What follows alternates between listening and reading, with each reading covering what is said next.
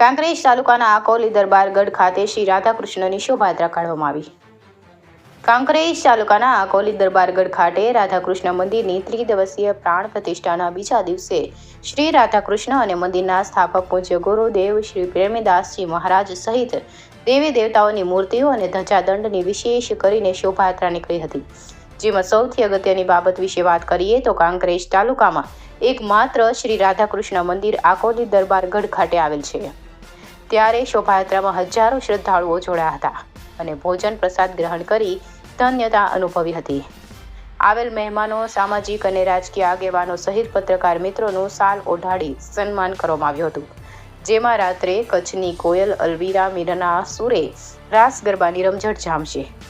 ત્યારે હવે યુવા નેતા પાટણ લોકસભા બેઠકના સહસંયોજક ભારતસિંહ ભટ્ટેસરિયા, હંસપુરી ગોસ્વામી, ઈશ્વરભાઈ પટેલ, ઈસુભા વાઘેલા, અમીભાઈ દેસાઈ, મહાકાલ સેના પ્રમુખ શૈલેન્દ્રસિંહ વાઘેલા, જેનુભા વાઘેલા વડા, પ્રહલાદસિંહ વાઘેલા પૂર્વ સરપંચ વડા, વિનુભા સોલંકી કંબોઈ સહિત અન્ય મહાનુભાવો ઉપસ્થિત રહ્યા હતા અને ત્રિદિવસીય પ્રાણ પ્રતિષ્ઠા મહોત્સવ અંતર્ગત કાર્યક્રમ આયોજક આકોલી દરબારગઢનો આભાર વ્યક્ત કર્યો હતો.